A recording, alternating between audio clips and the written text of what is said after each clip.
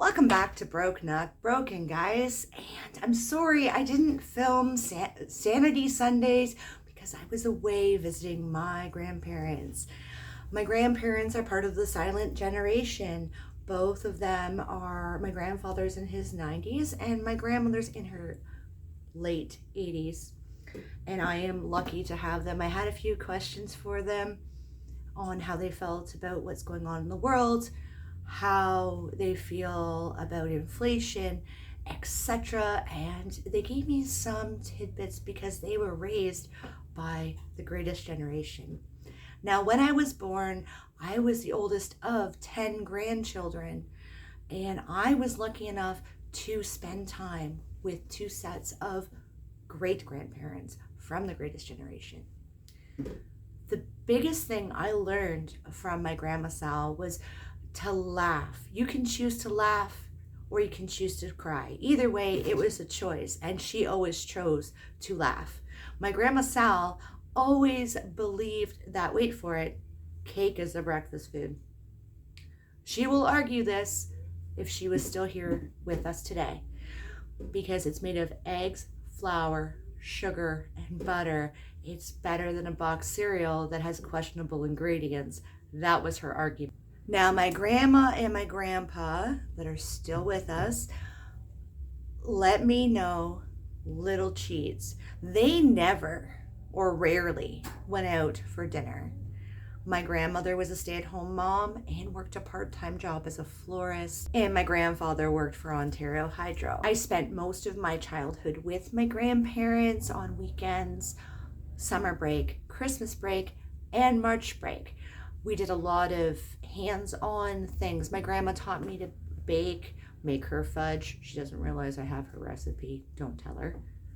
I used to help out with quilting for the Women's Institute, where she'd have a whole pile of ladies there. My sister and I would be sewing away while they were chatting and having tea.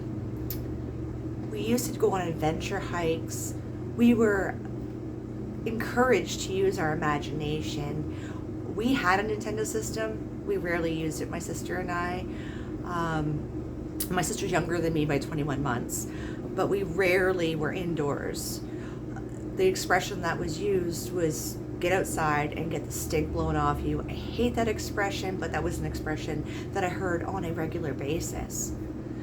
My grandparents' house is always a house that I could go to, and it was a big enough house that the family would all be together for holidays and vacations, and we always felt welcome. The reason that I love Grandma Treasure, and I mentioned the words Grandma Treasure, and my grandma was smiling ear to ear on Saturday, is because she hadn't heard that expression in a long time. Now, I wear a piece of Grandma Treasure every single day. I wear my great-grandmother's wedding band, and I don't know if you can see how small this ring is. I might have to take a picture of it beside a dime, but this was her wedding band, and it fits my pinky. And you can see it's indented because I never, ever take it off. Now, Grandma Treasure is something my sister and I giggle about. When we were young, we were the oldest grandchildren for about 5 years, because the next one down from us was living out in Calgary. And my great-grandmother had the best clothes, and she was tiny. She was like 4'9". So when I was like 10, I was the same height as her. So we would go into what looked like the Lion Witch in the wardrobe, and we'd come out wearing gloves and hats and very colorful dresses and brooches and clip-on earrings, and we had a big trunk that we had all of these things that we'd gathered and played with. And my great-grandmother would be right in there doing dress up with us.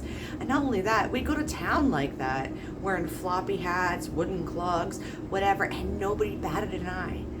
The lack of imagination in small children nowadays, because they're hooked to devices, is unbelievable.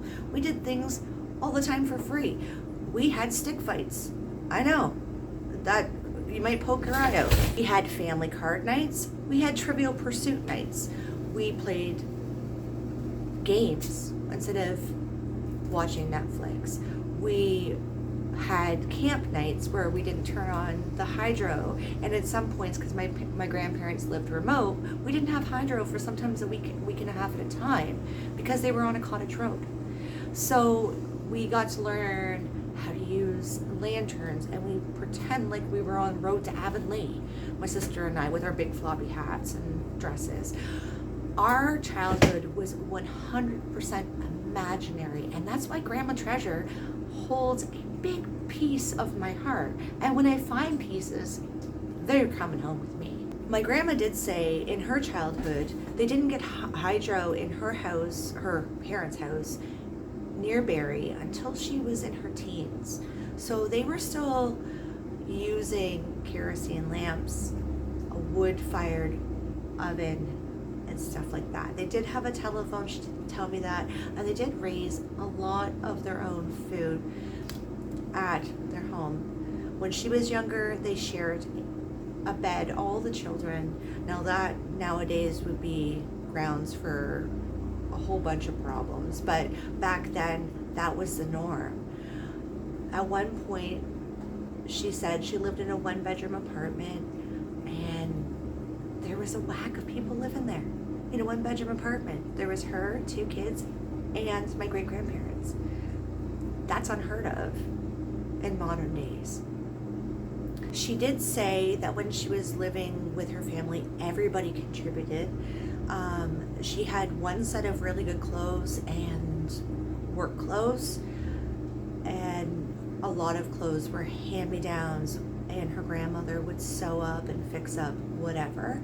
She was very close to her grandmother, just as I am close to her, and I was close to my great-grandmother when she was here on earth. She said in her younger teens, her grandmother used to bake all the breads and stuff and put it on a rack in the living room, and not anybody touched those breads, and they were for the week.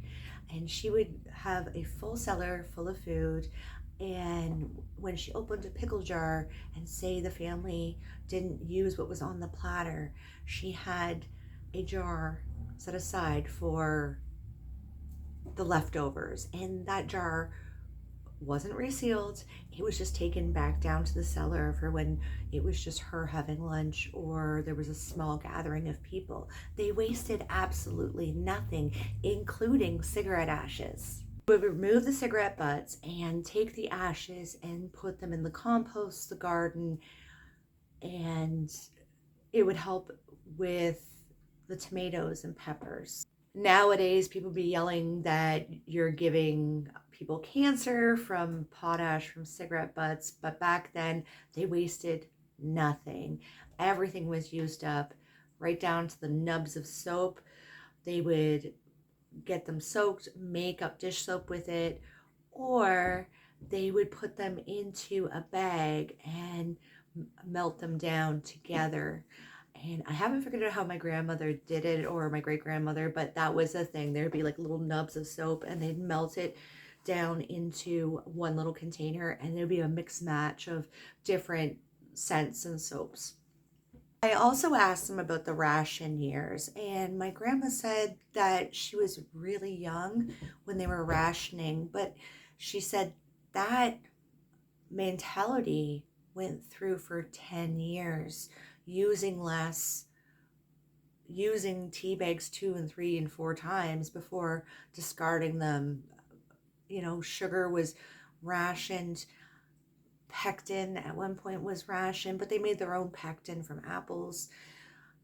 Things like that were rationed here in Canada. I know somebody's going to leave a comment and let me know the whole list, which would be great. I just can't remember off the top of my head because it was a very in-depth conversation with my grandma. And she was so excited about the topic. She said that portion sizes were a lot smaller. The plates were on average between 6 and 8 inches as opposed to our 12 to 14-inch plates. They only used the center of the plate. The border of the plate was decoration. You weren't supposed to put stuff on it. So that's how they stayed then not only that, they for a lot of years they were reducing what they were eating and only eating small amounts and heavy laden foods. We're talking potatoes, a lot of starches, and minimal meats were used to cook meals, but they used those starches to stretch those meals out. Now, my grandma did say a lot of the jobs that she did as a kid were labor intensive, a lot of lugging water, a lot of lugging laundry, and they burnt off those calories. A snack would be an apple, not a bag of chips. That just didn't happen back then. But they did use butter and heavy creams and those things that, you're told not to eat, and they stayed trim, super trim. But they also did a lot more walking and a lot more doing than we do today. She said that sweaters were unraveled if there was a pull in them and made into mittens, and socks for using the wool. It didn't go, to the bin as we would throw stuff that's got pulls in it. Her family would remake it into a new item. Old blankets became bags or rag rugs or quilt material. Hand-me-downs were passed down from cousins or sister-brother situations. So whoever, you better hoped you took care of your clothes because the next person was getting it. So that was their whole thing. You took care of what you had because you didn't know when you were going to be passed something else.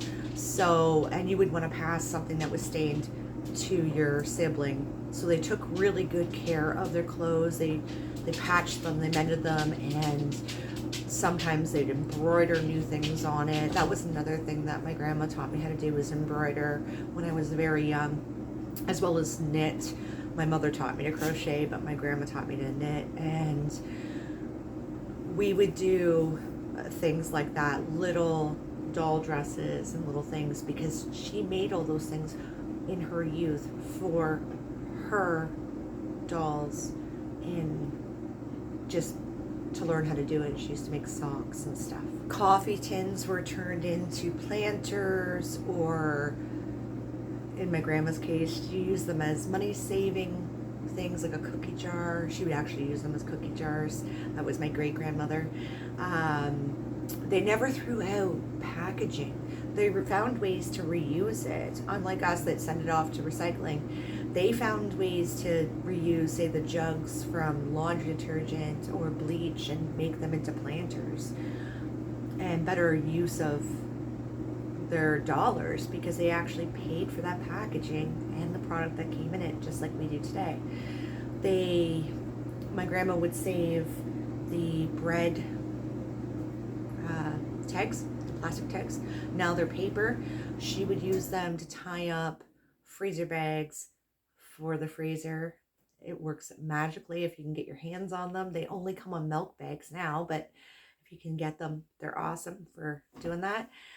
Stale bread. My grandma said stale bread became bread pudding, croutons, breadcrumbs, and they would save it in the freezer when she was older, but a lot of the time they'd save it in a container and use it for breading or whatever they needed breadcrumbs for. They saved and used lard and bacon grease for cooking. They also used bacon grease for using on, say, doors, squeaky doors. It sounds weird, but they used to use it to take the squeak out. They used soap for drawers, on the edges of a dresser. If it was sticky, they would use those little soap cubes for that as well. Newspapers were used, cut down to line cages or in the chicken coops, shredded up instead of straw if there was a linear of straw. They also used it for cleaning windows and gathering up actually messes. So if there was a spill, they used newspapers for those things instead of paper towel, because it wasn't a real thing back then. and it would sop it up, and it was easy to throw it away or burn it. That was the other way they used it. They would dry it out and burn it in their fireplaces. Did anybody else out there receive advice from their silent generation or great generation parents or grandparents I'd like to share? Please leave a like, a comment, and subscribe to this channel, because we're going to keep on this grandma treasure topic. Thanks again for watching. I'll see you on the flip flop.